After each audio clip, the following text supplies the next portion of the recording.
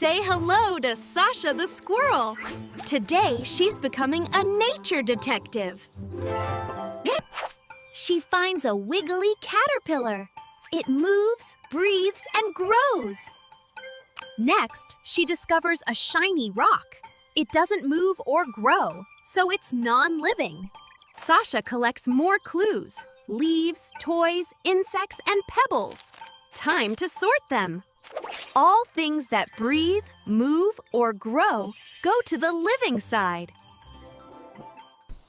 And objects that stay the same, like rocks and toys, go to the non-living side.